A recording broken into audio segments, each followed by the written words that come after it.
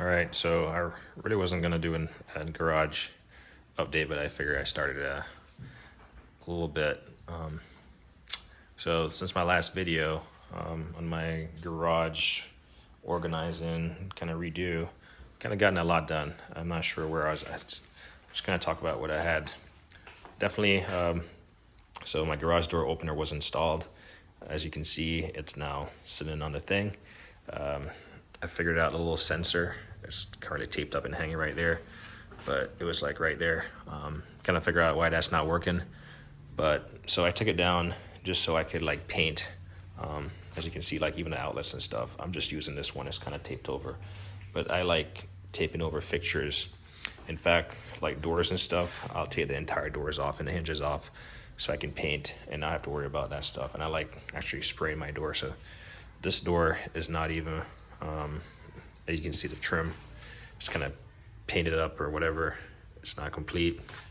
And that's because I'm eventually going to take off these hinges and use some black matted hinges and handles on there. So I kind of just didn't want them to get painted anyway. So I haven't painted the door, so the door is not painted.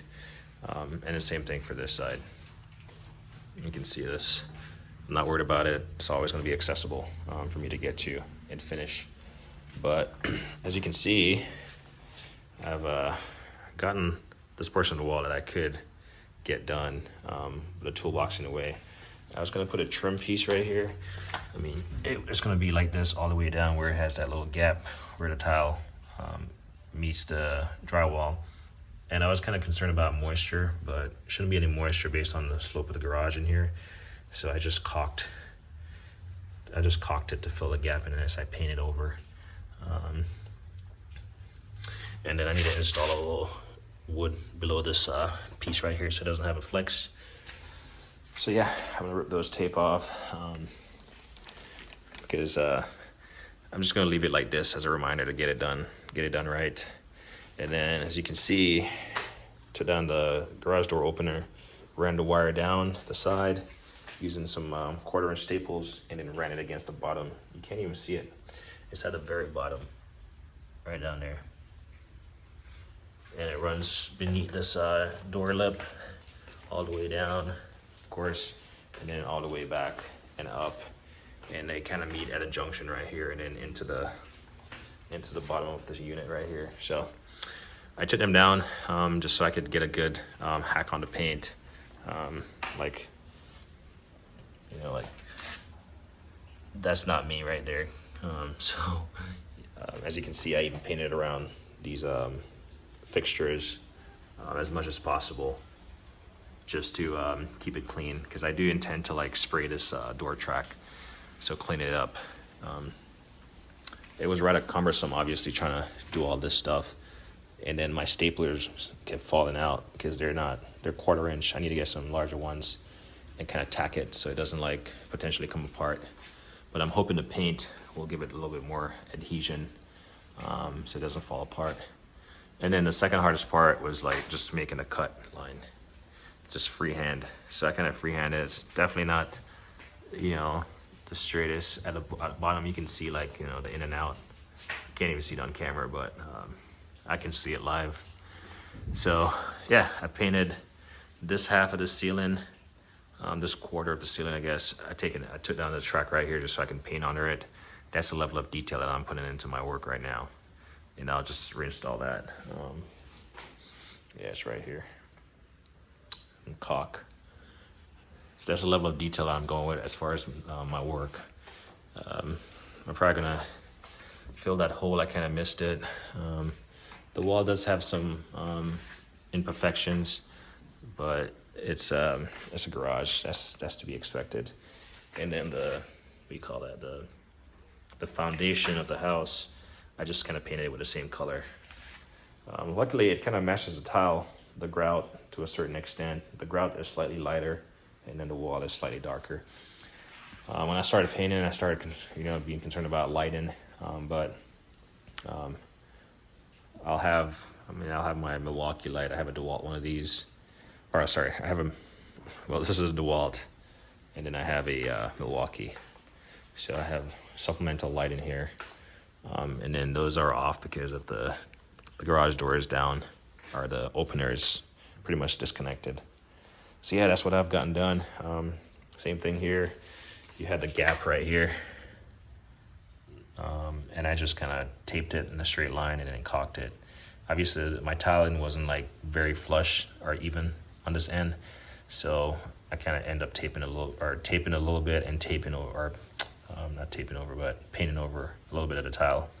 But at least it's a straight line all the way down and it's not noticeable. But yeah, it looks pretty darn good. So the plan is to, well, my plan was to seal this part of the floor, but I could not find a sealer last night, and it takes like 2 to 4 hours to cure, 24 hours really to cure. So I'm gonna forego sealing this portion for now, because everything I'm gonna have over here is gonna be movable. Like my press is on a platform, my toolboxers, they're all like rolling. So I'll have 3 big units over here, but I'll be able to roll them out of the way and get back over here to reseal it. No big deal. So plan is to reinstall the opener, take off all the tapes, you know, put these little safety devices back in place, make sure the cord is not going to be, you know, hanging or anything, drooping. Like I said, connect those back. Covers, take off these tape, whatever, hang on the door opener. Put that thing back in place. Should be no more than, I don't know, estimate like an hour of work, with that taking the longest just to get it back right. I labeled all the things that I took down, where it goes in the order, so it should just be plug and play, and then it should work flawlessly. Hopefully there's not a hiccup. But yeah, I got this much of the ceiling done, white paint. The reason I went with this color is because there was some paint that was left over from the previous homeowner, and I think a part of the house, the master bedroom, had this color or something, and I kind of wanted a gray, so something that's not going to catch the dirt real quick. And so I took that sample to Home Depot, and they had it, and I just got it. So it doesn't have the name on it, but it's right here. And then that's a 5-gallon paint that was left over, also white paint. So it's still good, better than taking it to the recycle center. So I got it. I found this nifty little tool. I believe this was on Home Depot, but sometimes these can be hard to open. And this thing right here will just, instead of using your finger, you could just grab onto it and pop it open like a beer, you know, a bottle opener. And then obviously my paint rollers and stuff, just put them in a bag. Temperatures are relatively cool right now, so it's not a big deal. I've sprayed before. I don't like spraying. I do have a sprayer, a Graco sprayer, and I think I got like 3 of them. I don't like spraying. It's a lot of misting and a lot of covering up. And I think roll-in does create a finer finish. Like this finish is like very professional. Done. So like I said, that's what I have going on. I won't get to seal the floor, so I'm gonna move. The plan is to install the stuff that I talked about, and then I'm gonna move my press, my 2 Milwaukee boxes, this one and that one, and then smaller stuff. And then while I'm moving all this stuff, whatever is meant for like to tape back to the shed, I'm just gonna start separating it. Because if not, it's just gonna be a clutter. So there's a lot of stuff that needs to go back to the shed that I've used in here. And I just need to create like a shed pile. So that's what I have going on. Get some breakfast in me. I have a delivery coming today of my jack stands. So I'm not sure if I get to a video on that. Someone was like, how do you work in this clutter? You don't. Well, you do, but this is a renovation project, like working on the floor, working on the wall. It's just attention to detail on my part. I always get to the point, it's like, do I cut corner or do I, get it done right? And I'm at a point where I just get it done right, and that's what I'm doing. If you kind of paid attention to the video, you might have seen a new piece of a new something hanging around in the garage. I won't give you any hints, but if you've seen my previous videos, you might see it. We'll talk about that later in another video. But yeah, I know going through and painting these door tracks is going to be tedious work. Like I'm just going to have to pull piece by piece, paint, let it dry, and reinstall it. Do all this stuff, and spray paint. That's what I'm going to do. So I think I'm going to do with a gray or silver. Just to make sure it does not, I'm not gonna do something like green or something crazy where some other homeowner, when this house eventually gets sold, they're gonna be like annoyed by it. It should be something that they walk in and they're gonna be like, wow, you know, like some family or something. They're gonna walk in this garage and they're gonna be like, wow, you got a tile floor, easily maintained. And I mean, they're gonna be skeptical about the durability of this stuff, but I mean, look at all the stuff that I have in here. And it's good. Just got to take care of it. You can't drop stuff on it. And then the last thing with my garage door. So I wasn't sure how to do this at the end of the tile, you know, the entry of the garage door. So I just like offset maybe whatever, an inch or something. And then I use thin set to form this lip. Well, I think in some places, like right here, you see the gap right here, and then it disappears. I think this garage door side mount opener is so sensitive, it touches, and the door wants to go back up as if it's making contact with, like, you know, a child or something. So it's a safety feature, very sensitive. So I'm gonna have to go through, probably put tape here, and then take my grind in, just grind it down a little bit. Because occasionally I come here, or when it does that, I'll have to like, you know, when the door is going halfway down, I'll have to like press against it to keep it away from touching, and then it will like engage the locks and not go back up. So that's something I gotta fix, especially before I let the wife start parking in here, because she will literally drive away with the garage door open. But yeah, this is the update on the garage, what I'm about to do. So like I said, I'll move the stuff in the center, bring it over this side as much as I can, and then I'll have the center section. It should go pretty fast. This took a while because of, you know, taking my time getting it right here. And even I'm gonna have to open the garage door probably later at some point, and you can see the white, this white trim behind it, right there, and it goes across. I'm gonna paint that white, but obviously I gotta leave the garage door open so it can dry and so I can have access to paint in.